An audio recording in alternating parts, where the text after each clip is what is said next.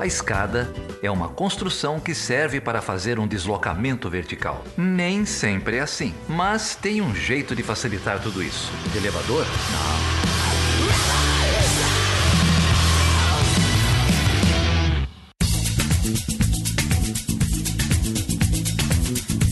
Bom, e hoje eu tenho a alegria de te receber. Você sabe que eu tô tentando há muito tempo, né? Eu já tô te expondo já logo de cara que essa gravação tá marcada, sei lá, anos atrás. Mas eu já explico por quê. Tô brincando aqui, mas eu tô com a Débora Garcia Gaspar. Ela é professora de Relações Internacionais, é coordenadora também do curso de Relações Internacionais do Departamento de Desenvolvimento, Agricultura e Sociedade da Universidade Federal Rural do Rio de Janeiro. Falei certo, Débora? Falou tudo certo. É longo, mas foi. Eu treinei bastante antes de você chegar aqui. Débora, que legal que você topou vir aqui falar com a gente. Estou muito feliz. Legal, Felipe, agradeço muito o convite, também quero parabenizar aí o Chutando a Escada, né, é uma referência não só para os nossos estudantes de Relações Internacionais, material que a gente usa em sala, mas acho que também é um espaço de encontro, né, dos diferentes profissionais da área, pesquisadores, professores, a gente fica sabendo um pouquinho do que o pessoal anda fazendo, é um espaço bem que cultiva esse tipo de laço, bem legal. Obrigado, pra gente é uma alegria enorme te receber, mas antes da gente começar então a falar sobre o tema da tua pesquisa, enfim, o que você vem fazendo, eu queria te perguntar um pouco sobre o curso. Você coordena o curso de Relações Internacionais que está no Departamento de Desenvolvimento, Agricultura e Sociedade. Até onde eu tenho notícia, é o único curso, né, que tem essa pegada. Como que é aí? Qual que é o diferencial do curso de vocês aí na Federal Rural? Então, esse foi um movimento recente, né? A gente está agora na nossa segunda turma, que entrou em 2021. E a gente... Bem novinho o curso, né? Passou por um processo bem grande de reestruturação, né? O curso da Rural de RI, ele existe desde 2012, desde 2010, eu que entrei em 2012. Desde 2010, a gente comemorou os nossos 10 anos aí ao longo do ano passado, né? Desse ano. E tinha uma série de laços sendo construídos entre professores do curso e pesquisadores do CPDA, né, da pós do Departamento de Desenvolvimento, Agricultura e Sociedade. Então a gente começou a observar uma série de simbioses e potencialidades aí de cooperação. E nós éramos muito poucos, né, no curso de RI, a gente não tinha condição quantitativa de formar um departamento, a gente estava abrigado no Departamento de História e as nossas relações com o Departamento de História sempre foram ótimas, né? Só que o Departamento de Desenvolvimento, Agricultura e Sociedade não tinha uma graduação, né? E o Departamento de História tinha sua própria graduação, né? Em torno da qual convergiam os professores do departamento. Então, nessa aproximação que começa no âmbito das pesquisas e de orientações de bolsa de iniciação científica, orientações de monografia, né? E participação de alguns professores nas pesquisas do CPDA, nasce essa ideia de talvez construir, né, ali em 2017, 2018, construir uma graduação que pudesse dar ao curso de RI um departamento próprio e dar ao departamento um curso de graduação. Então foi um processo longo, a gente fez uma série de pesquisas, né, sobre a viabilidade, a gente pesquisou cursos temáticos como o da UNILA, que tem uma vertente de integração regional, né, e outros, para propor um PPC que é muito diferente, né, ele é muito inovador e que se estrutura nos eixos de meio ambiente, né, e desenvolvimento sustentável, recursos energéticos, que sempre vai ter uma abertura para conflitos territoriais, para discussão de extrativismo, né, o extrativismo que é super interessante, e sistemas agroalimentares comparados e segurança alimentar, né? Então, a partir do quinto, sexto período, os alunos começam a se familiarizar com essas áreas específicas, né? Junto com toda a discussão inicial, né, toda a formação inicial nas disciplinas formativas, né, de sociologia, antropologia, economia, que a gente conseguiu internalizar. Antes era um curso muito pulverizado nos diferentes departamentos, a gente estava apoiado em 7 departamentos, então agora internalizou, quase o curso todo está no mesmo departamento em termos de professores. A gente ainda tem cooperação com outros departamentos, mas é mais residual, né, não é o grosso do curso, né, que está pulverizado, agora ele está internalizado. Então, e fora um lado super que eu acho positivo, a gente ainda vai testar tudo isso, vai ver tudo isso acontecer, mas os mesmos professores que vão ministrar as disciplinas formativas vão reencontrar esses alunos nas disciplinas temáticas no futuro da formação deles. Então, acho que isso também vai promover uma maior integração, né, entre professores e o curso, que eu acho que tem bastante potencial, né? E além disso, a gente tem todas as DCNs, as linhas da DCN estão cumpridas, né, as matérias das diretrizes curriculares nacionais, mas dentro de uma proposta específica temática. E que tem adesão à vocação da nossa universidade, que é uma universidade rural, né? A gente tem a Embrapa do outro lado da avenida, a gente tem cursos históricos na rural, né, de agronomia, engenharia florestal. Então, acho que tem bastante espaço para simbioses aí. Muito legal. Eu fiquei bem interessado em saber mais sobre o curso. Então, talvez tenha alguém ouvindo aí que está pensando em fazer RI, considerem a Federal Rural do Rio de Janeiro, e também o pessoal que está procurando pós-graduação. Então, eu vou citar aqui de novo, né? A Débora já citou o CPDA, então procurem saber sobre o programa de pós-graduação de Ciências Sociais em Desenvolvimento, Agricultura e Sociedade. Como vocês verão, tem gente muito boa por lá, na Federal Rural do Rio de Janeiro, fazendo um excelente trabalho. Eu devo fazer dinheiro com aplicações.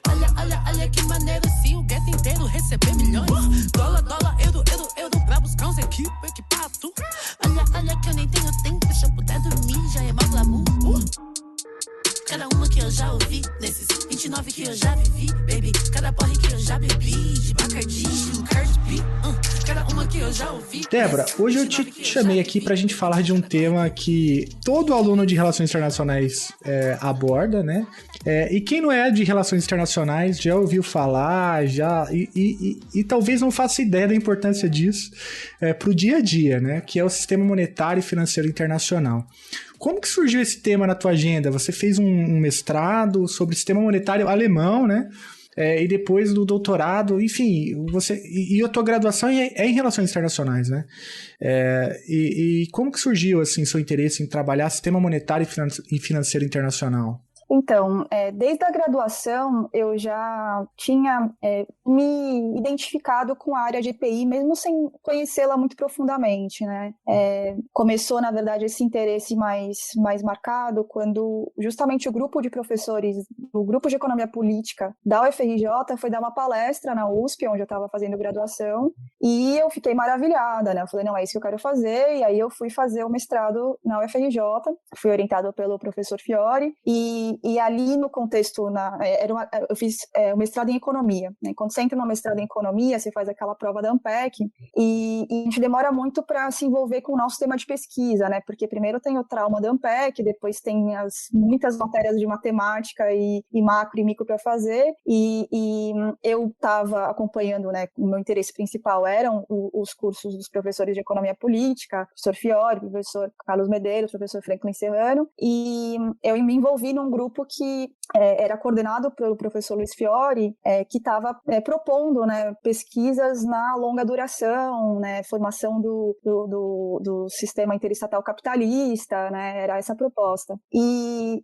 eu trabalhei com a Alemanha, né, estava também na época, hoje eu também professora da Rural, professora Clarice Menezes, que estava desenvolvendo pesquisa, tinha feito sua tese sobre a formação do Estado alemão. Então eu peguei um gancho, né, da pesquisa dela e falei, vou ver então a formação do sistema monetário. E eu achei, foi muito interessante como pesquisa, começa ali, o grosso mesmo começa no século XVII, no século XVI, na verdade, quando a Prússia começa a tomar projeção no espaço do Sacro Império, né, e vai até a unificação alemã, né, quando a Prússia, pelas guerras de unificação, não só vence, né, a Áustria, Dinamarca, França, mas também incorpora, né, os hubs financeiros da região, né? Acho que o caso mais emblemático é a cidade de Frankfurt, que era uma cidade livre e que, pela força, acaba sendo puxada para dentro do Zollverein, do sistema de pagamentos e sistema financeiro da Alemanha recém-unificada. Só que, ao mesmo tempo que foi muito interessante fazer essa pesquisa, eu me dei conta que é muito difícil fazer pesquisa histórica de um país estrangeiro, né? Primeiro, sem falar alemão, não, segundo, sem ter acesso a fontes primárias mais contundentes, né? Então, quando eu comecei o doutorado eu já estava no PEP, eu saí do programa de pós-graduação em Economia e fui para o PEP. O PEP é o Programa de Economia Política Internacional da UFRJ, né?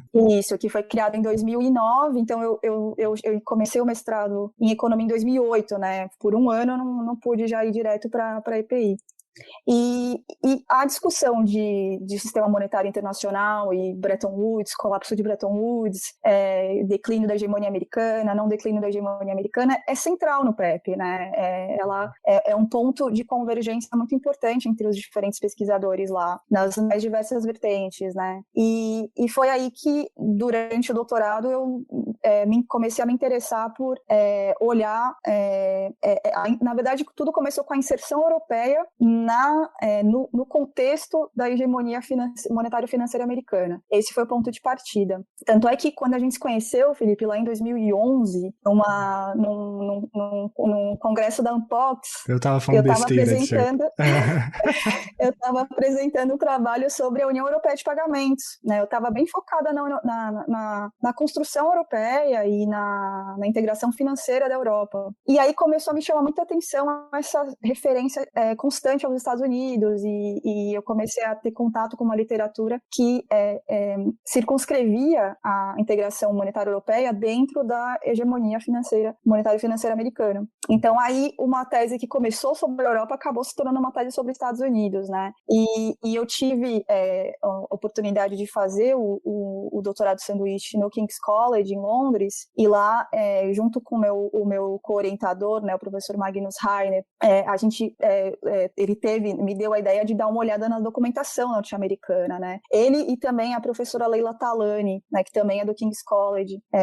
E aí eu comecei a olhar a documentação americana e achei muita coisa interessante, né? Tanto sobre as decisões tomadas ali entre 71 e 73, né, que é o marco do colapso de Bretton Woods, como também sobre o que eles achavam das tentativas de integração e cooperação monetária na Europa, né? Então, isso deu um caldo interessante para fazer essa conexão, né? Esse foi o histórico um pouquinho do tema da tese, e é o que faz com que talvez a palavra que eu mais fale, né, a expressão que eu mais fale em aula seja Bretton Woods.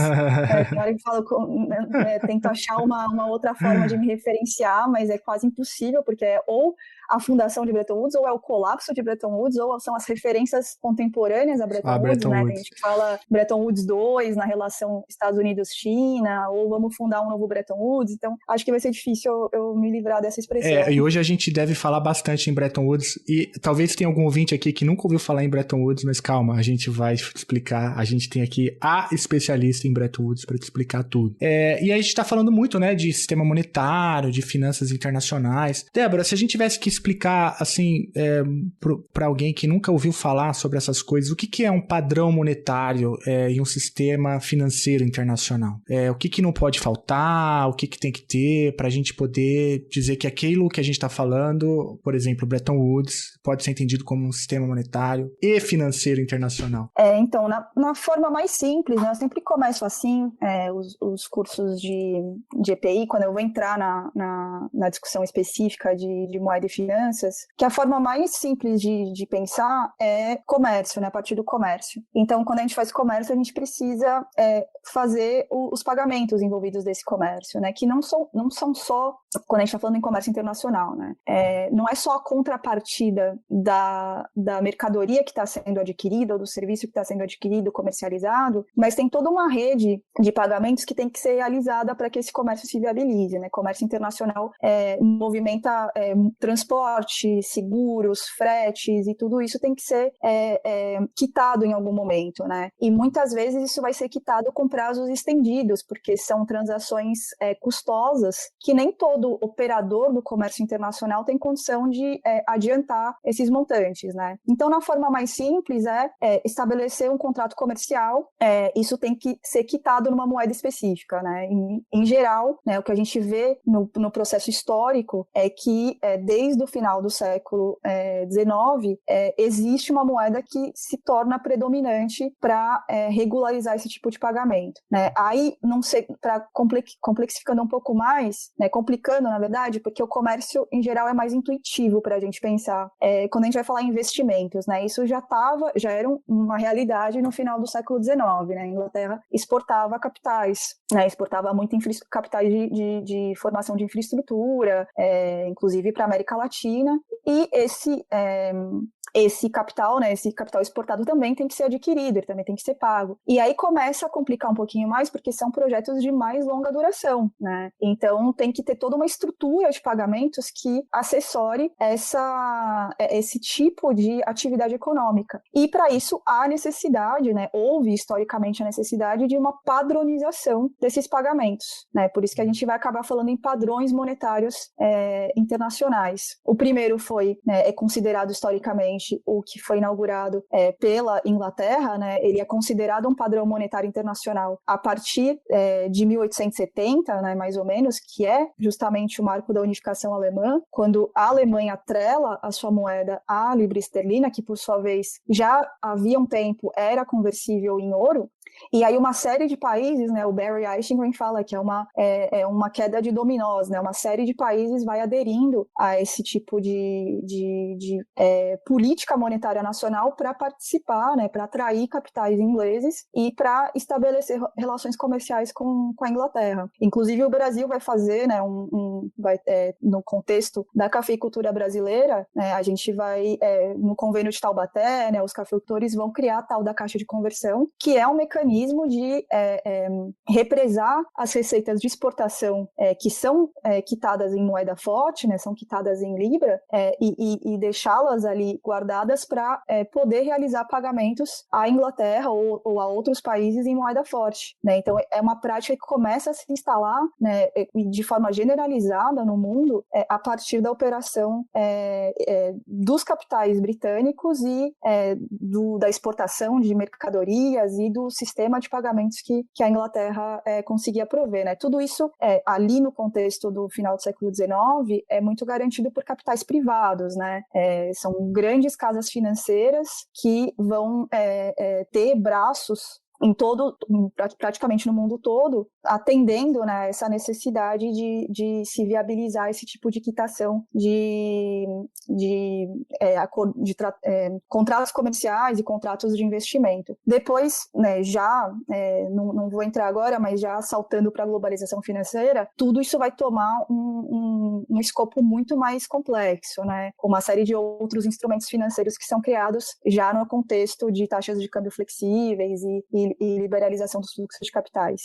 Então, para tentar resumir assim pro ouvinte, veja, vai se formando uma série de consensos, né, entre credores e pagadores, mas uma coisa que me parece que é essencial para entender o que você acabou de explicar é que esse consenso envolve uma moeda forte. Foi inclusive um conceito que você usou.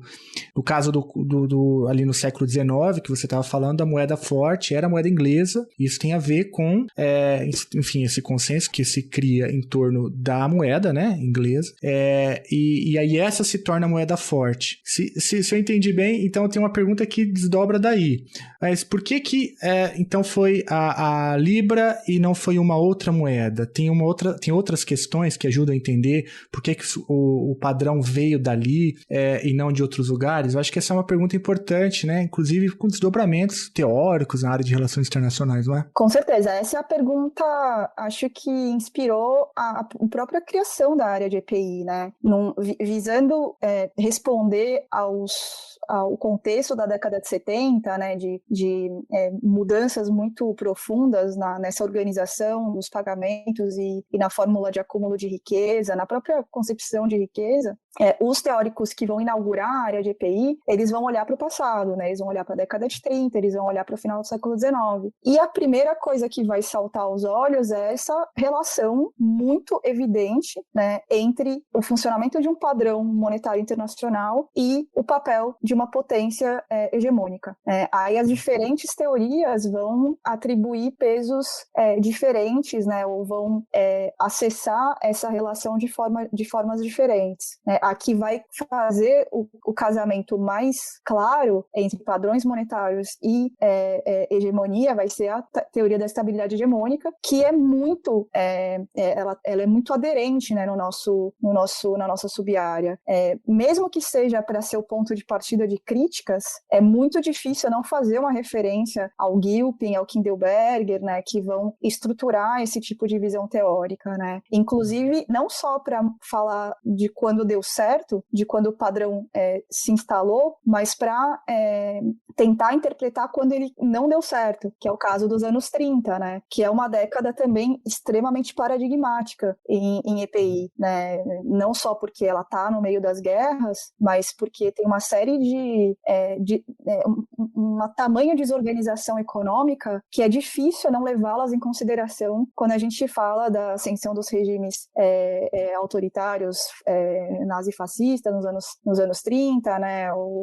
A própria crise de 29 e suas consequências. É incontornável, né? Falar da desorganização econômica internacional da década de 30, quando a gente vai pensar na história da sub-área de EPI. Uhum. Não, é bem interessante a maneira como você coloca, né? Porque então todo mundo começa a olhar para trás, já na segunda metade do século XX, para tentar entender o que aconteceu, e aí ficou, para mim, pelo menos, muito claro a resposta, né? Há uma explicação na sub-área que é a seguinte: você só entende da onde vem essa moeda forte se você entende quem é que tem poder no sistema internacional, que é o que você está chamando de hegemonia do sistema internacional, né? Então, são as hegemonias que sustentam, que criam legitimidade, que criam os consensos para que uma determinada moeda seja a moeda forte, ou seja, o padrão utilizado no sistema. E foi isso que aconteceu, então, no século XIX com o Reino Unido. Até eu entendi bem? Isso. Você não precisa nem se filiar a uma determinada concepção de hegemonia. Você pode simplesmente, nessa apresentação mais básica, simplesmente atribuir a liderança, né? O próprio Gilpin, ele trata a hegemonia sem muita sofisticação, com uma ideia de liderança, né? Mas que é evidentemente política, né? O país que tem não só, né, no caso da Inglaterra era muito evidente, porque além de ser a única economia industrializada, que, enfim, exportadora de capitais naquele período, né, Inglaterra, Estados Unidos e Japão vão passar por processos de industrialização acelerada, mas já ao longo do final do século XIX, a Inglaterra era a única economia industrializada com uma grande capacidade de exportação de mercadorias e capitais, né, com um império colonial bastante extenso e com uma parte, né, um grupo social ali que vai se especializar na gestão financeira de tanto dessa exportação de capitais como já, né, de gestão financeira para outros países, né? As receitas, para dar um exemplo, né, as receitas do Zollverein, que é uma união aduaneira no espaço da Alemanha, que virá a ser a Alemanha, a gestão já era realizada por financistas localizados na Praça Financeira de Londres, né? Então, todo esse quadro, né, de ser o país industrializado, grande exportador de capital, de mercadorias, e de ter uma expertise de gestão financeira, vão colocar a Inglaterra na ponta desse processo, né?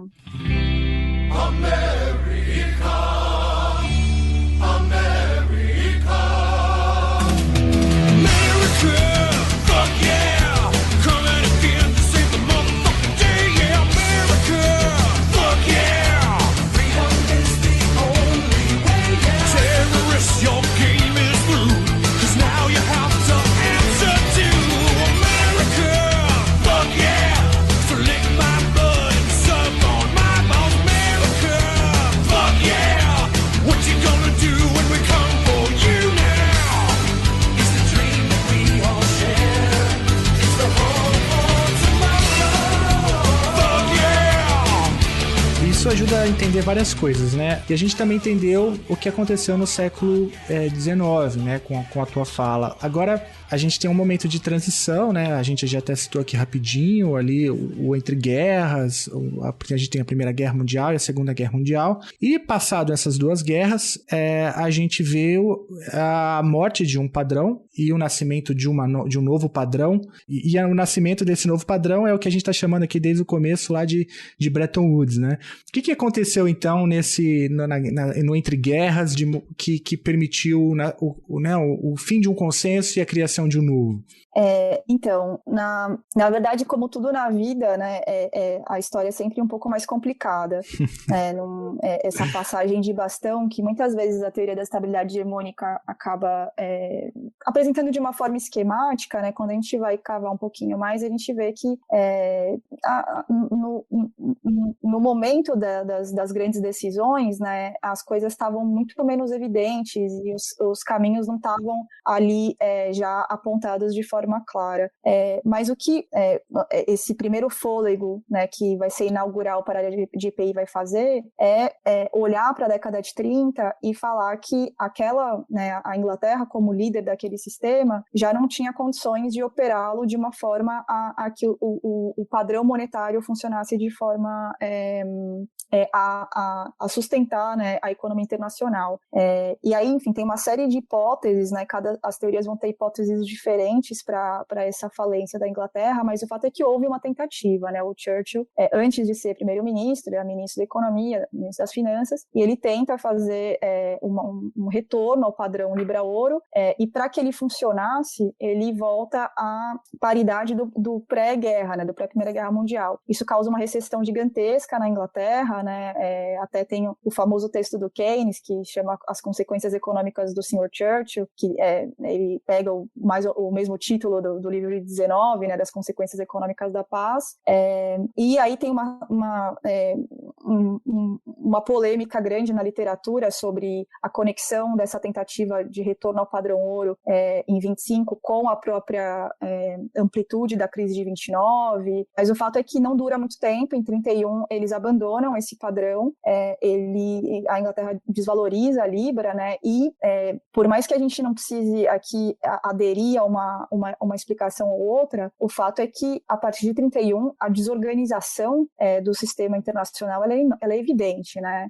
O próprio Hobsbawm fala que as portas da Segunda Guerra Mundial foram abertas em 1931, né? Então essa tentativa de voltar ao mundo anterior, né, aquela gestão que a Inglaterra fazia durante a Pax Britânica ou durante a Era Vitoriana, que é um dos elementos fortes da interpretação do Edward Carr, né, que é um dos pioneiros na área de RI, ela vai ser bastante importante do ponto de vista da integração econômica internacional, para entender essa desagregação que acontece, né?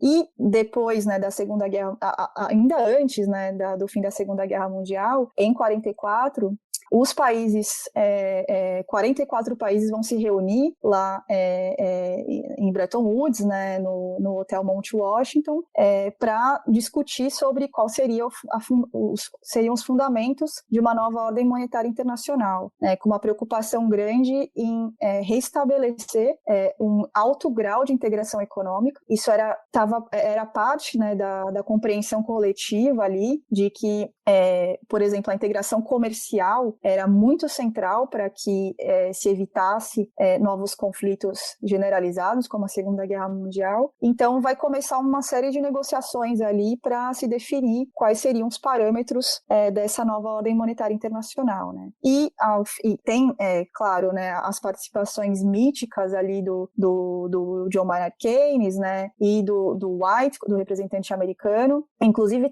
hoje já tem uma historiografia um pouco mais que tenta se deslocar desse eixo britânico-americano, para tentar entender o papel de outros países, né, ali na Conferência de Bretton Woods. O Brasil teve presente, né, teve uma delegação brasileira, que foi a Bretton Woods, mas o saldo, né, da reunião, em linhas bem gerais, é que se decide que o dólar vai ser a moeda de referência internacional, né, principalmente visando o comércio, visando uma padronização dos preços internacionais. Esse dólar vai ser conversível a uma taxa fixa com o ouro, né, isso significa que o Banco Central americano, ele assume o compromisso de converter saldos em dólar em ouro, em caso isso seja demandado. O segundo pilar é o regime de câmbio fixo, né, um regime de câmbio semifixo com uma margem de ajuste. Isso também servil ao comércio, né, se entendia que com câmbio fixo era mais possível, né, do ponto de vista dos operadores do comércio internacional, fazerem contratos comerciais se eles tivessem a perspectiva de que o câmbio fosse fixo.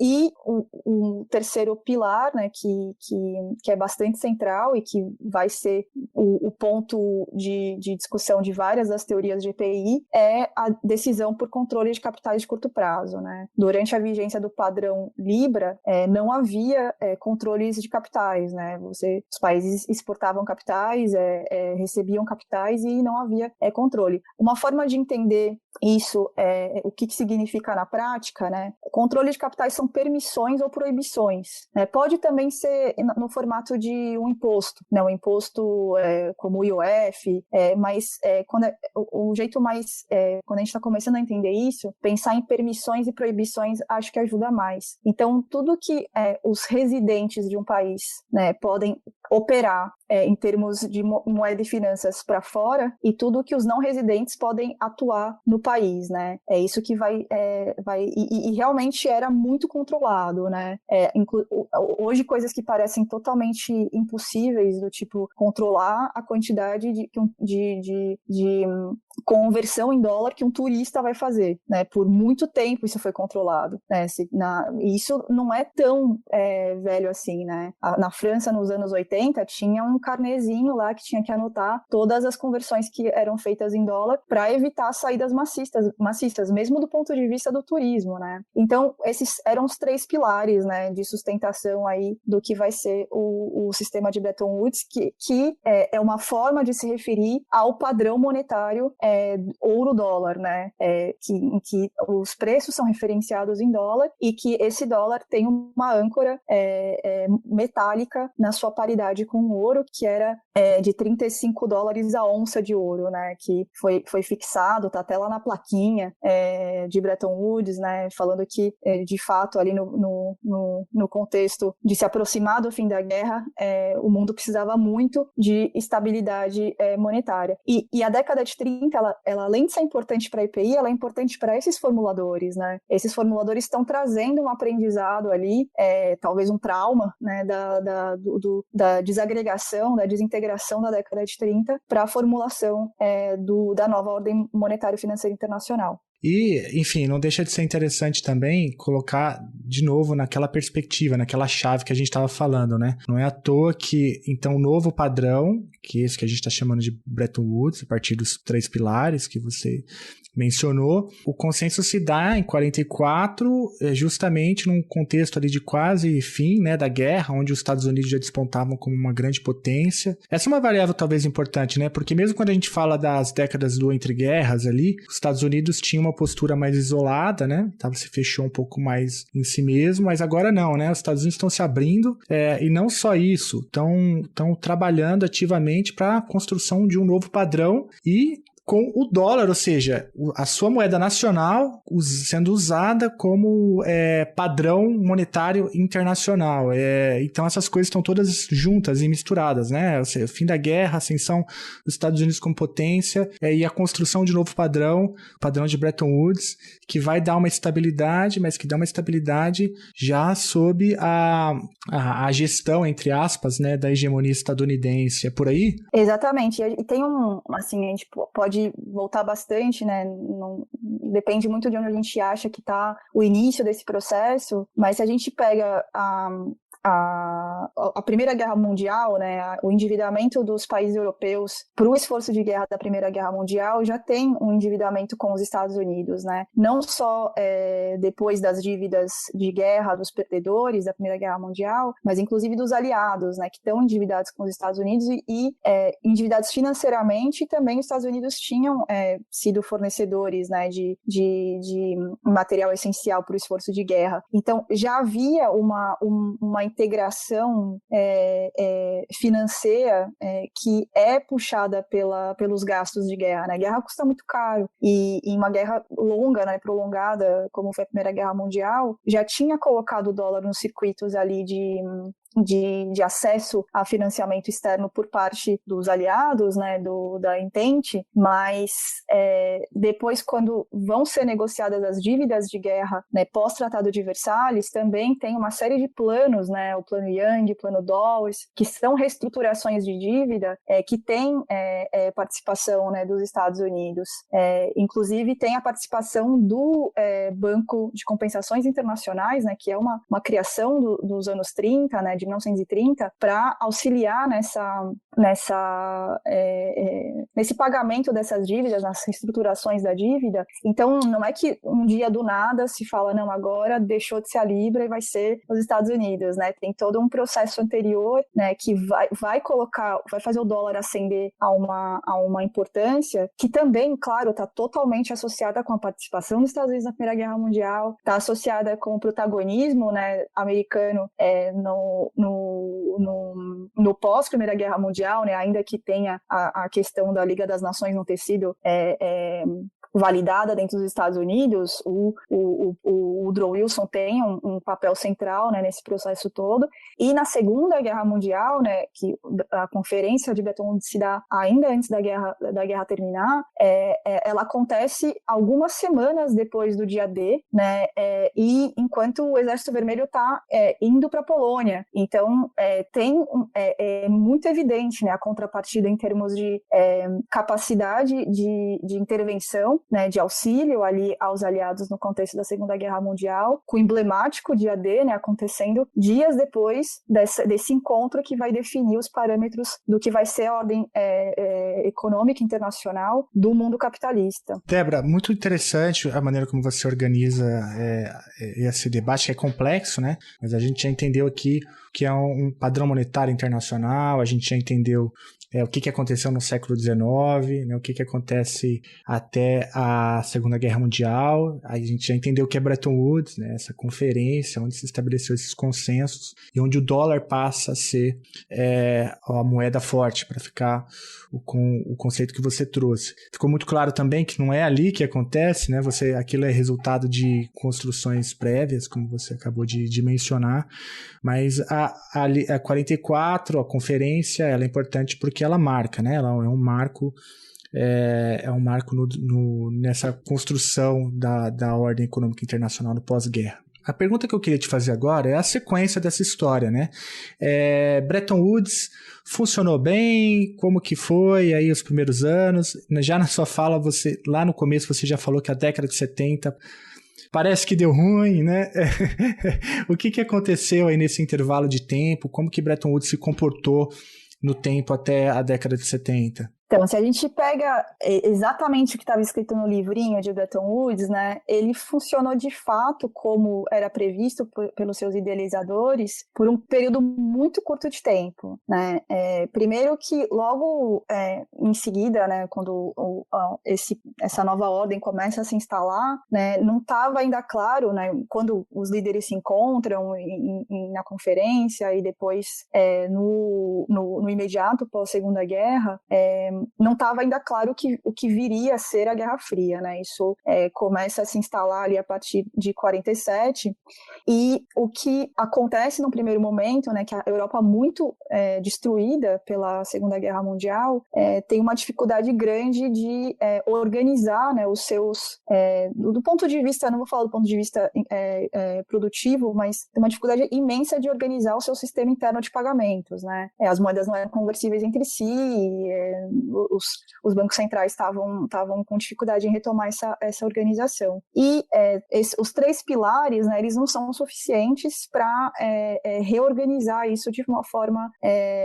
imediata. Tem um outro ator importante que também é criado dentro do âmbito de Bretton Woods, que é o Fundo Monetário Internacional. Então, nesse contexto de câmbio semifixo, controle de capitais de curto prazo e um padrão referenciado no dólar, os idealizadores de Bretton Woods pensaram num fundo, né, que receberia alocações dos seus principais cotistas para ajudar países que tivessem problemas de balanço de pagamento, né? Então, países que tivessem sob pressão muito grande para desvalorizar suas moedas, para que eles não tivessem que provocar deflação doméstica. Mas o fundo não tinha a capacidade de atuação nesse período, então o que é criado, né, o mecanismo que vai impulsionar esse processo de recuperação europeia vai ser o famoso Plano Marshall, né? Já num contexto mais acirrado de rivalidade leste-oeste, até nas discussões sobre o Plano Marshall dentro do Congresso americano são interessantes, porque há que se vencer a barreira, né, do isolacionismo interno, e isso acontece realmente num contexto de rivalidade com a União Soviética. E as moedas europeias, né, elas só vão se tornar conversíveis entre si a partir de 1958. Então, Bretton Woods mesmo, né, como estava escrito lá pelos idealizadores, só começa a funcionar mesmo a partir de 58. E quando começa 65, já começam os problemas. Então, os anos de funcionamento efetivo daquilo que se tinha idealizado é um período muito curto, né? Mas a gente faz a referência histórica ao padrão ouro-dólar ou ao sistema Bretton Woods no período que vai de 45 a 71, 73, dependendo da sua datação. No final, a partir de meados dos anos 60, começa a ter uma pressão sobre esse sistema, né, principalmente sobre o regime de câmbio fixo e sobre a paridade do dólar com o ouro, por causa de um outro desenvolvimento que estava acontecendo em território europeu, né, na Inglaterra. A Inglaterra volta a ter uma posição central no processo de gestão financeira internacional, que é uma novidade para o sistema, né, dentro na jurisdição, né, da City Londrina, começam a operar filiais de bancos americanos e bancos britânicos que fazem suas operações em dólares. Hoje parece uma coisa extremamente corriqueira, né, que bancos operem em moeda estrangeira, mas para a institucionalidade de Bretton Woods não era. Então, aquela operação, ela escapava tanto das jurisdições nacionais quanto dos acordos, né, do funcionamento acordado de Bretton Woods. E isso começa a gerar uma pressão sobre a manutenção dos pilares, né, principalmente do dólar com o ouro. Alguns clientes importantes desses bancos da City Londrina vai ser a União Soviética, por exemplo, né, que queria ter saldos em dólar, mas não numa jurisdição americana, para não correr o risco de ter os seus fundos congelados. E não só, né, vários outros, como as taxas eram bem mais vantajosas, né, tinha muito mais liberdade de operação de finanças, muitos atores vão começar a usar esse novo circuito financeiro que vai ficar conhecido como o mercado da euromoeda ou eurodólares, né? E é a partir dessa integração e desse aprofundamento financeiro que vão começar uma série de ataques especulativos às moedas europeias, inclusive a libra esterlina, né, que sofre um ataque especulativo muito forte em 67, e também a França, né, os países que têm moedas estruturalmente mais fracas no contexto europeu, porque não são grandes exportadores. E, finalmente, isso vai chegando próximo aos Estados Unidos, né, começa a ter uma série de ataques especulativos que apostavam que o preço do ouro ia aumentar, ou seja, o dólar ia ser desvalorizado com relação ao ouro. E em termos da conversibilidade, em termos da manutenção do compromisso da paridade, a gente tem muito essa ideia de que é 71, né? 15 de agosto de 71, o Nixon vai lá na TV e fala, é isso, gente, estou suspendendo. Lembrando que ele suspende temporariamente, né? O anúncio que ele faz é uma suspensão temporária. Demora para ficar claro que a suspensão era definitiva. Mas desde o início da década de 60, já tem uma série de medidas paliativas para diminuir essa pressão sobre o dólar, a paridade do dólar com o ouro, né? Porque os Estados Unidos começam a acumular déficit no seu balanço de pagamentos, e com o aumento, né, desse aprofundamento financeiro operado a partir de Londres, começa a ficar difícil segurar. E então tem uma série de medidas, né? Acho que uma bem marcante é o sistema de 2 níveis de 68, que vai criar um mercado oficial para o ouro e um mercado privado, e vai proibir, né? Os Estados Unidos falam, a gente não converte mais saldos privados de dólares em ouro.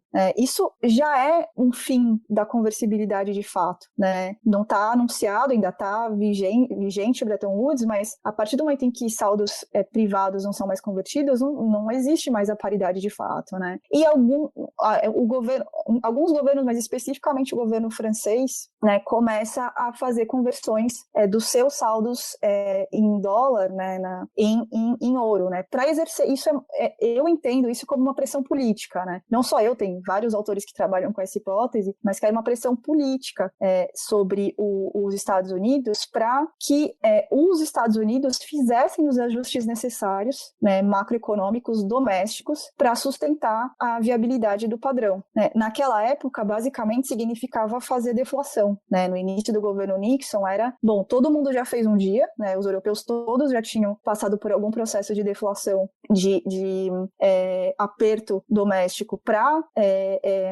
respeitar as regras do sistema monetário, e agora era a vez dos Estados Unidos. Era uma pressão política nesse sentido. E a impressão que eu tenho, eu estou começando agora a ver um pouco mais de perto o caso francês, que sempre me chamou a atenção, né? Não só a postura assertiva do De Gaulle, mas todo os altos funcionários, né, historicamente da França, eles têm um papel que sempre se destaca ali na condução dos temas monetários internacionais, e a França começa a fazer uma pressão muito forte. No caso da Alemanha, é um outro tipo de relação, porque muitas vezes os Estados Unidos operam realmente com base na chantagem, né, com a Alemanha, proibindo o governo alemão, a Alemanha ocidental, de converter seus saldos em ouro, né? Com a Alemanha era mais fácil, porque a Alemanha dependia muito, muito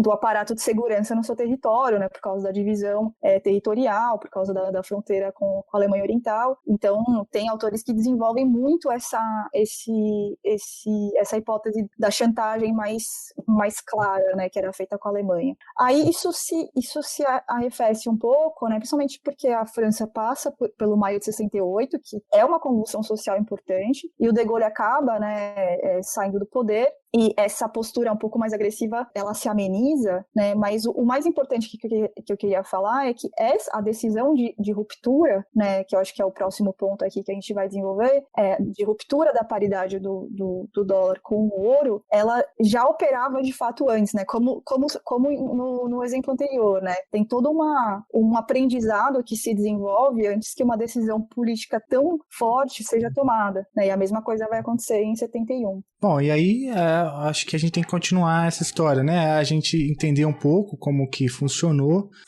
por um curto espaço de tempo, e funcionou, isso é uma coisa que eu queria chamar a atenção também na tua fala, funcionou porque também aconteceram outras coisas em outros lugares, né? A Guerra Fria começa, os Estados Unidos começam a investir dinheiro fora, né, por exemplo, da arquitetura internacional, fazendo isso de maneira unilateral, como o Plano Marshall, e aí funciona, isso gera muita coisa, mas gera não só pelo consenso, né? Tem outras coisas acontecendo em outros lugares que ajudam a entender um pouco como que funciona. Aí já na década de 60, os consensos vão se quebrando, como você bem colocou, principalmente na Europa, que aí a gente chega com acusações graves, né? O Charles de Gaulle, inclusive, citava, por exemplo, o privilégio exorbitante dos Estados Unidos, não fazer uns ajustes, até que a gente chega, então, no momento, na década de 70, né? A década muito importante para quem estuda esses temas, é uma década muito importante nas suas pesquisas, países, né? Eu acho que você é uma das maiores especialistas nessa década, e não é uma década qualquer, né, Débora? É uma década crucial para a gente entender o que acontece até hoje, não é isso? É exatamente esse peso, né, que a gente já conversou sobre isso, que eu atribuo à década de 70. Eu até falo para os alunos que é muito inaugural, né? É inaugural para a EPI, mas é inaugural para o nosso mundo, para entender o mundo de hoje.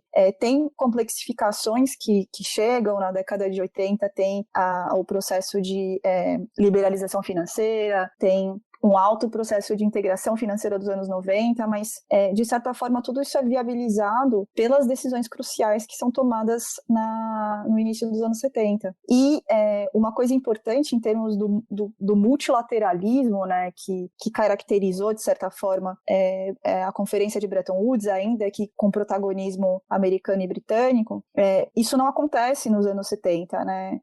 Nunca mais acontece uma Conferência Monetária Internacional, né, naqueles moldes. Por isso que toda vez que tem uma crise aí se fala, não, agora vai, né, o G20 ocupa esse espaço, o G7 ocupa esse espaço, mas são arranjos informais, né? Nada parecido com Bretton Woods aconteceu.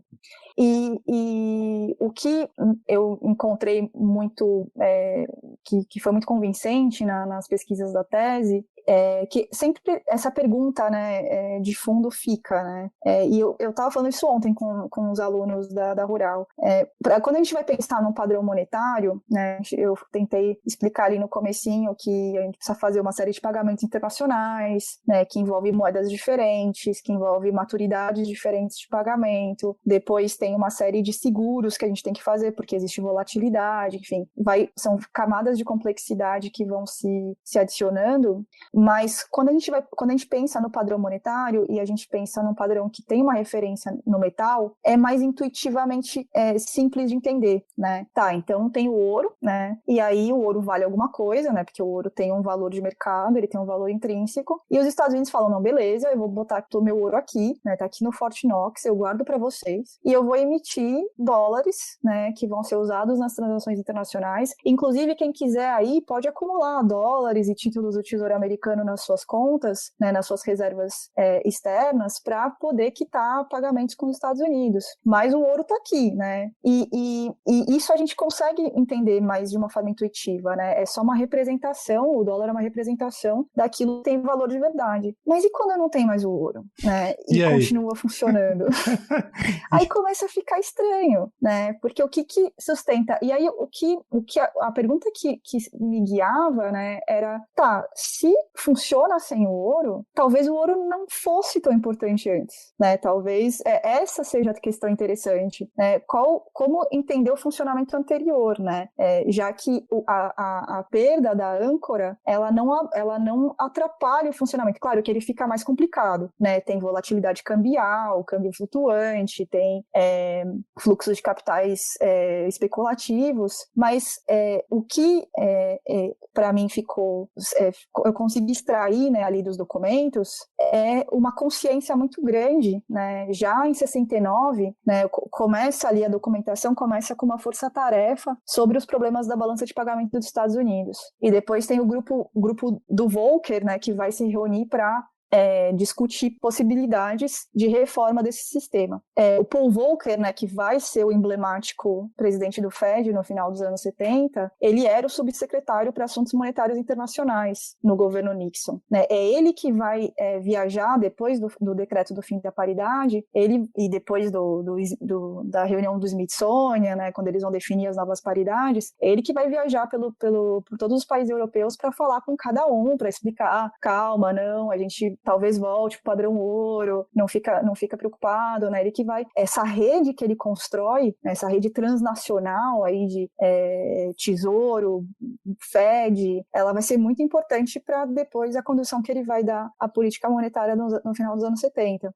E nesses relatórios, né, do final dos anos 60, já se fala muito claramente, né, da possibilidade de romper a paridade. Então tem um relatório específico da Força Tarefa que eles falam a gente tem que se preparar, né, para retiradas excessivas de ouro. A gente não pode deixar cair a um nível muito baixo, e se começar a ter uma corrida para o ouro, a gente vai ter que decretar o fim da paridade. A gente vai parar de converter mesmo demandas oficiais, né, demandas de governos. E ali também está explícito que isso não necessariamente traria um colapso do valor do dólar, né? Eles queriam desvalorizar o dólar, mas sempre tem o receio de que isso se torne uma crise cambial, né? Se fosse qualquer outro país que não os Estados Unidos, seria uma crise cambial. Então eles falam que isso muito provavelmente não vai causar uma queda abrupta do dólar, e é muito provável que os países continuem acumulando dólares nos seus saldos externos, né? Que em última instância significa acumular, né, não só dólares, mas títulos da dívida americana. Então, isso já estava mais ou menos estruturado, né, na cabeça dos tomadores de decisão, e se a gente junta isso com o contexto histórico, né, com a operação, de fato, do padrão do sistema de Bretton Woods, em que já não havia, né, um compromisso de conversibilidade com o ouro garantido, já tinha uma série de medidas amenizantes, né, para que isso não precisasse ser feito o tempo todo, já tem um ensaio, né? Já tem uma visão ali das possibilidades. E aí esse pessoal começa a ficar muito evidente que vai continuar sendo a moeda de liquidação e de reserva de valor internacional, e que, além disso, eles vão ter flexibilidade. Eles não vão estar sujeitos a pressões por fazer os ajustes necessários para a operação do padrão ouro. O padrão ouro, né, às vezes, quando eu estou falando de Bretton Woods, parece que eu sou saudosista do padrão ouro, mas o padrão ouro é muito deflacionário, né? Ele é um padrão restritivo, ele obriga para o seu funcionamento, ele obriga os países a fazer ajustes deflacionários periódicos. Então ele também não é uma solução ultra interessante, né? E quando a gente percebe isso, a gente vê que a pressão do De Gaulle sobre o governo americano é uma pressão conservadora, na verdade, que ter um instrumento que permita fazer os ajustes, né? E aí, com esse quadro montado, quando no dia depois de ir lá para Camp Davis, né, se reunir com seus assessores, o Nixon vai à TV e anuncia a ruptura temporária, né, da paridade, da conversibilidade, fica menos espetacular, né? Parece menos uma coisa que veio do nada, né? Porque tem todo esse contexto anterior. E aí o que acontece entre 71 e 73 é que há uma tentativa, né? E aí eu tenho uma série de reuniões em que o Volcker fala pro Valéry Giscard d'Estaing, fala pro Pompidou, né, pro presidente francês, que vai voltar à paridade, ou que não vai romper com o regime de câmbio fixo, né? Tem uma incerteza, tem um período de incerteza sobre o funcionamento desse novo padrão, né? Se essa flutuação entre as moedas ela seria viável, e se os países continuariam acumulando dólares e instrumentos denominados em dólares para sustentar o funcionamento desse padrão. Até que em março de 73, os Estados Unidos anunciam que não vão fazer mais nenhum tipo de intervenção no mercado cambial. Também não é verdade, né? Mais para frente na década eles vão fazer operações em conjunto com a Alemanha, mas como política, né, cambial, eles não iam fazer mais intervenções no mercado cambial para sustentar as paridades entre as moedas. E isso na prática significa o fim do regime de câmbio fixo. E aí no ano seguinte, 74, eles anunciam o desmantelamento dos controles de capitais que os Estados Unidos haviam inserido só nos anos 60, né, no governo Kennedy, eles não usavam anteriormente, né, para evitar saídas maciças para o mercado da euromoeda, mas não funcionou 100%. E aí eles anunciam que não vai ter mais empecilhos à operação de residentes fora dos Estados Unidos e a operação de não residentes dentro dos Estados Unidos, né? E tem uma primeira crise, né, já em 74, o Restart, né, um banco alemão, colapsa, porque é o primeiro banco que vai fazer arbitragem entre as diferentes moedas no contexto do câmbio flutuante, né, e tem uma série de incertezas e uma operação, né, um costume, né, a operar num ambiente de extrema volatilidade que é inaugurado, né, a partir da segunda metade dos anos 70. Eu quero make money, money, make money, money, money. De ouro eles se banham, de ouro me banharei. Punaniçar um sistema que eu tenho, eles não têm. Vai me observando enquanto eu conto hoje sem. Eu quero make money, money, make money, money, money. De ouro eles se banham, de ouro me banharei. Punaniçar um sistema que eu tenho, eles não têm. Vai me observando enquanto eu conto hoje sem. Euro, dólar, real. Papo de finança enquanto danço, dancehall. Sou preta, Patrícia, podre de rica. Ainda por cima zica, se mosca nós embica. Minha riqueza vai do ouro ao óleo de coco. Sem engana quem acha que eu só posso sufoco. Porto melanina, autoestima, chave as meninas. Todo dia cria, chefia, faça minha rotina. Eu sou muito quente, cê não entende. O começo a gênese da pele reluzente. Chefe da espécie, cash em espécie. Me chamam de Cassie.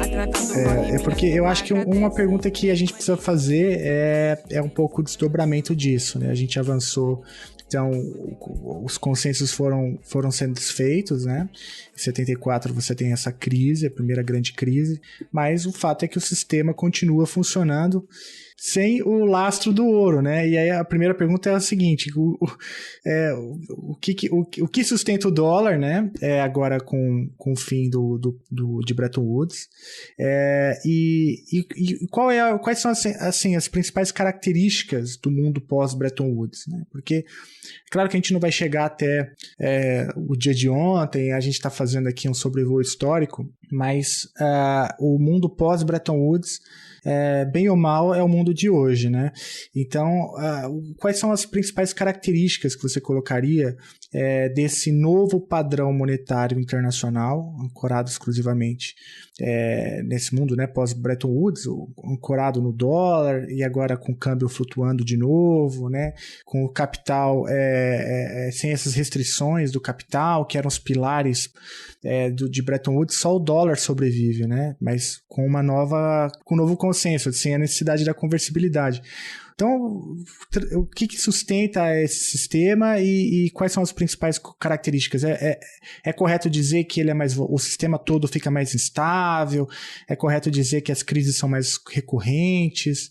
O que você teria a dizer sobre isso? Acho que do ponto de vista político, né, e a teoria, as discussões teóricas ajudam bastante a gente a navegar, porque não é simples, né, derivar a sustentação desse sistema, do funcionamento desse sistema, mas do ponto de vista de como lá no grupo de economia política, né, no PEP em geral, a gente vê esse contexto, basicamente o poder americano, né, o poder dos Estados Unidos, né, não só a sua projeção externa, né, que garante que os investidores, né, o que faz, né, com que em períodos, por exemplo, de taxa de juros da economia norte-americana baixa, taxas de juros baixas, né, que os investidores continuem, não só investidores privados, mas fundos soberanos, governos continuem investindo em títulos do Tesouro, né. É a certeza absoluta de que aquilo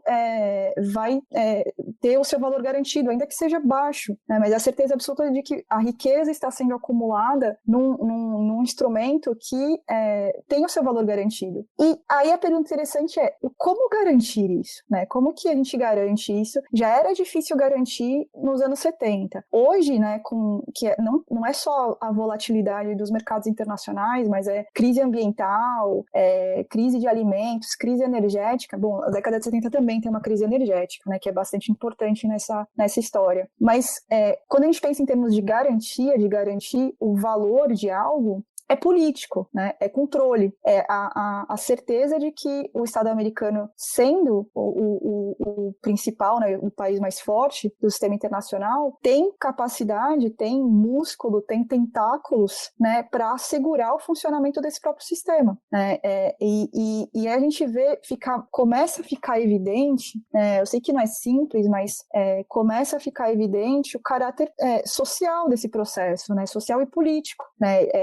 É todo um sistema que orbita em torno, né, da economia americana. E, ao mesmo tempo, para dentro, é um sistema financeiro muito, muito líquido, né? Um sistema muito capilarizado, né? E eu acho que uma coisa não funcionaria sem a outra, né? Tem autores que desenvolvem essa tese da relação umbilical aí, do papel do dólar como moeda internacional num contexto de falta de âncora, né?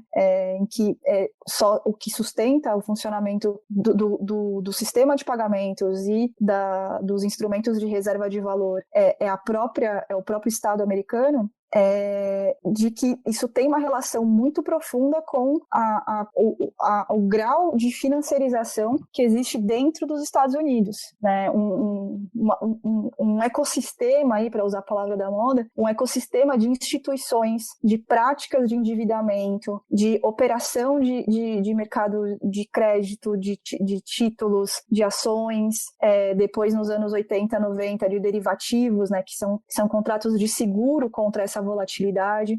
Então, o que eu acho interessante, né, como imagem, é que em termos ideológicos, né, o que acontece as decisões do início dos anos 70, elas são muito isso. A gente pega os principais articuladores, né, os free floaters, né, os orientandos lá do Milton Friedman, que chegam nos espaços de poder nos Estados Unidos, eles usam essa linguagem, a linguagem da liberdade econômica, né, a linguagem, o Alan Greenspan, né, que às vezes a gente esquece, mas o Greenspan ele foi presidente do Fed de 87 a 2006.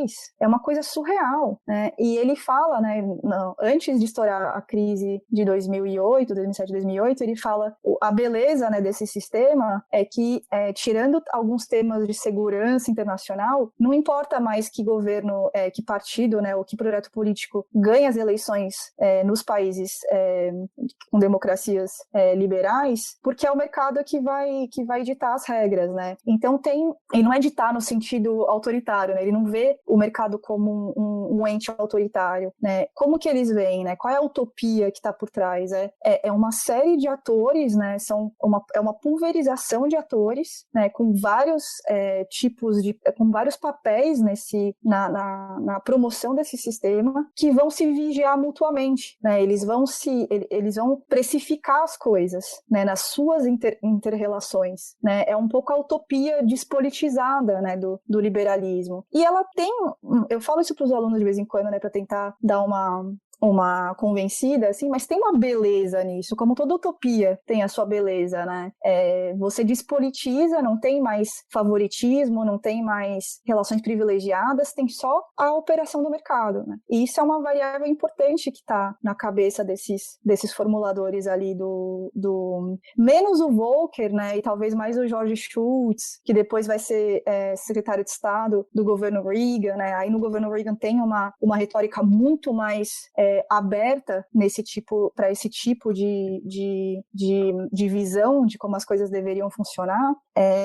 Então acho que o meu ponto fica como se houvesse, em algum momento tivessem tomado a decisão entre uma cooperação muito mais profunda para sustentar um sistema mais complexo e que poderia descambar num certo autoritarismo ou num planejamento excessivo em nível supranacional, e a decisão é que não, né, que vai ser operado pelas forças do mercado, como se essas forças do mercado não planejassem, né? Tem todo um esforço ali, né, tem toda uma energia humana, né, que é direcionada a calcular risco, a buscar novos participantes para se endividarem dentro da economia norte-americana, a procurar, né, às vezes de forma extremamente agressiva, novas oportunidades de investimento, né, a operar esse sistema. Então ele dá essa impressão de ser descentralizado, democrático, mas tem um alto grau de planejamento, e a gente sabe que são pouquíssimas instituições financeiras que têm um poder de ser market maker, né, de realmente definir os termos do funcionamento do mercado. Então, em termos mais de visão de mundo, né, ideológico, acho que essa é uma imagem interessante para se tirar um pouco essas barreiras entre o que seria, né, uma coisa mais planejada, New Dealer, tal, que caracterizaria Bretton Woods, e o que vem depois, depois ser uma coisa completamente espontânea de mercado, de funcionamento dos mercados. E, de fato, né, o que sobra de governança, né, nos anos 70 é a criação do G7, né? Primeiro, num grupo ali pequeno de países que vão se reunir na biblioteca da Casa Branca, depois em Rambouillet, né, eles já são 6, em 75, e acabam desenvolvendo uma rotina de encontros regulares, e vai ser esse encontro informal, não institucionalizado, pouquíssimo democrático, né, só com 7, depois tem a entrada da Rússia, depois tem a saída da Rússia, que vão tomar grandes decisões sobre os rumos do sistema financeiro internacional. E, para terminar de responder, de fato, a partir dos anos 80, a incidência de crises é muito forte, né? Tem uma primeira onda, que são as crises da dívida da América Latina, né, que estão muito relacionadas ao overland, né, ao excesso de empréstimos concedidos aos países da América Latina nos anos 70, que tem muito a ver com a reciclagem das receitas do petróleo por esses mesmos bancos, né, por esses bancos que estavam sediados em Londres, né, que vão pegar essa receita excessiva dos países produtores a partir do choque do petróleo e vão emprestar para os países da América Latina. Depois tem uma nova onda de choques nos anos 90 com as crises cambiais, né, que começa no México, começa ali no estouro da bolha japonesa, vai para o México, vai para o Sudeste Asiático, Rússia, Brasil, Turquia e Argentina, né, e as dot-com nos Estados Unidos. E a última, que é a grande crise, né, de 2008, cujas consequências a gente ainda está vivendo, né, e que deixou muito claro que mesmo que haja uma série de mecanismos de contenção, de mitigação dos efeitos da crise, e que, do meu ponto de vista, eu acho que ainda está muito operado pelos Estados Unidos, né, com os acordos de swap, com as intervenções lideradas pelos Estados Unidos junto com a FMI, muitas vezes junto com o Banco Central Europeu, que tem consequências dramáticas em termos políticos, né? Só para citar os 2 casos mais emblemáticos, né, no contexto da crise da dívida europeia, tem 2 quedas de governos que são absolutamente extraordinárias, né? O Papandreou na Grécia, que é substituído pelo Papademos, que era o vice-presidente do Banco Central Europeu, então um tecnocrata de carreira que vai ser colocado lá, né? E o Berlusconi, que, enfim, por mais que Berlusconi seja o Berlusconi, ele é substituído pelo Mário Monti, que tem as mesmas características, um tecnocrata de carreira, então começa a ficar perturbador, né? Que para se resolver uma crise financeira, você tenha que chegar ao ponto de alterar governos democraticamente eleitos, né? No Brasil nunca aconteceu nada parecido, né? Com isso, né? De, sei lá, tirar por conta de uma questão contábil, fiscal, e daí derrubar o presidente, né? Para pôr alguém tecnocrata, né, para pôr alguém que respeite os ânimos dos mercados. Aqui mercado tem ânimo, né, Débora? Às vezes ele acorda mais feliz, às vezes ele acorda mais tenso, aí no dia que ele acorda tenso, às vezes as forças políticas se organizam para derrubar presidentes. Débora, eu queria já te convidar para voltar, assim, eu não estou satisfeito. Porque a gente até avançou mais do que eu imaginei, a gente chegou a entender assim, as raízes mais profundas assim, da crise de 2008, mas a gente entende um dos pilares também, com a tua fala, do que depois a gente vai chamar de neoliberalismo, né? O neoliberalismo, ele tem como característica essa deusificação do mercado, né? E da tecnocracia na condução da economia e da política, né? E isso a gente já começou a perceber também já nessa transição aí na década de 70. Não é à toa que alguns colegas voltam a essa década justamente para demonstrar o que é o neoliberalismo, né? E eu disse que não estou satisfeito porque eu já tomei muito do seu tempo e a gente vai precisar avançar nessa conversa, então eu já deixo aqui no ar um convite para você retornar, para a gente poder pegar, quem sabe, agora já conjunturas mais atuais, para a gente tentar entender um pouco como esse padrão monetário e financeiro internacional vai se desenvolvendo. Tem muita coisa que a gente deixou, claro, para trás nessa conversa, porque o nosso objetivo aqui foi apresentar mesmo um pouco de maneira mais ampla e didática o que se estuda, né, nesse subcampo da linha de economia política internacional. Mas a última pergunta que eu te faço é o seguinte, tem alguma pergunta elementar que eu deveria ter feito e por absoluta incompetência eu deixei passar, e algo que você gostaria de falar para a gente poder já ir caminhando para as conclusões? Olha, acho que é difícil, você foi bem, cumpriu todos os quesitos básicos aí para se falar de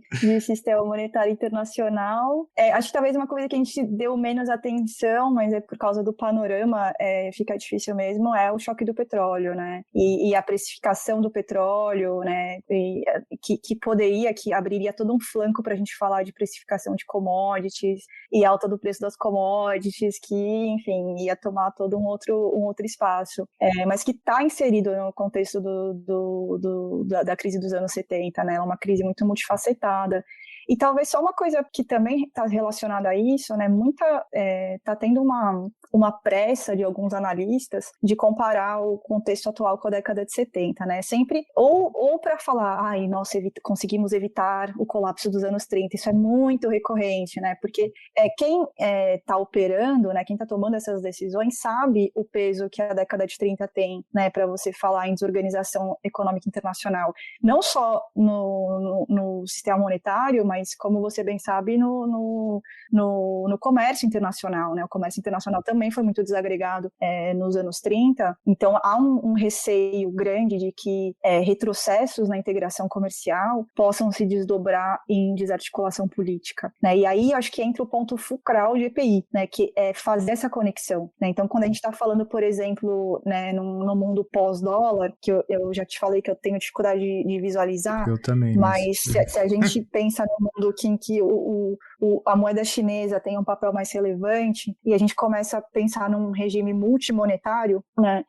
a cabeça de EPI vai falar, o que isso significa em termos de poder, né? Porque a gente tem essa fixação histórica que transições monetárias, né, de padrões monetários foram mediadas por guerras generalizadas, né? Então, tentar pensar para além disso, né, às vezes a gente está amarrado a quem desenvolveu as teorias antes, né? Porque a gente foi formado com essas leituras. Mas uma frase que eu gosto muito, tem um autor que ele é um historiador econômico, na verdade, que tem um livro fenomenal sobre a crise de 2008, que é o Adam Tooze, né? Que tá super, agora tem um podcast, tem uma newsletter, e ele fala que em termos de história monetária e financeira, né, tudo é inaugural, né? O padrão Libra-Ouro foi inaugural quando ele foi criado lá no final do século XIX. A própria tentativa do entreguerras, né, as tentativas de conferências monetárias foram vistas pela primeira vez naquele momento, né? O que ele chama a breve e precária era de Bretton Woods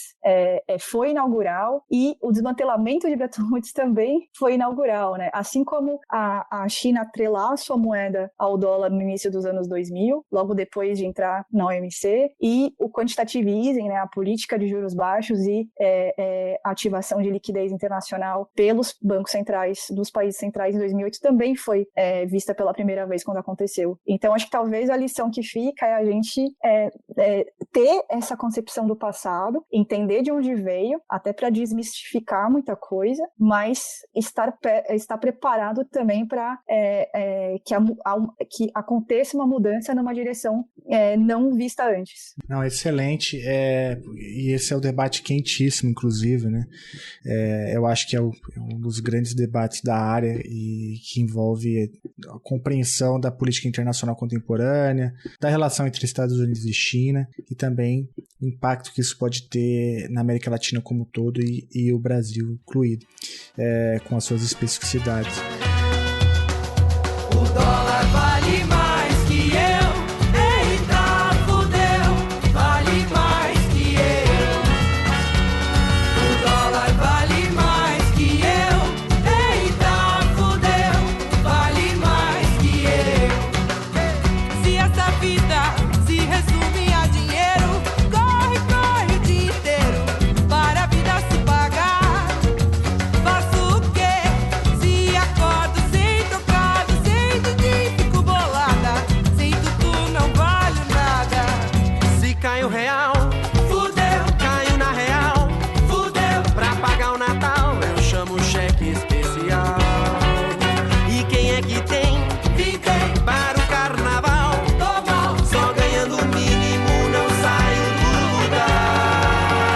Obrigada, Felipe. Eu já deixo aqui também o aceite no ar, né, para o compromisso ficar mais estabelecido.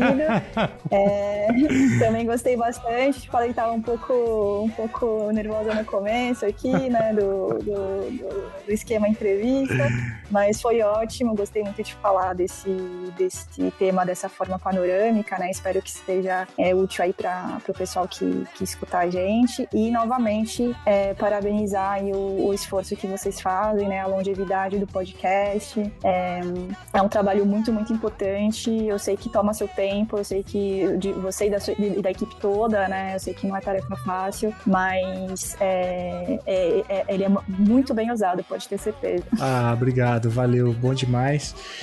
Então é isso aí. Se você quiser saber mais sobre como apoiar o Chutando a Escada, basta entrar lá em www.chutandoaescada.com.br/apoio, e aí a partir de R$5 você já ajuda a gente a trazer gente tão interessante quanto a professora Débora, como a gente teve a oportunidade de escutar aqui hoje. O dólar vale mais que eu. Eita, fudeu, vale mais que eu. O dólar vale mais que eu. Eita, fudeu, vale mais que eu. O dólar vale mais que eu. Eita, fudeu.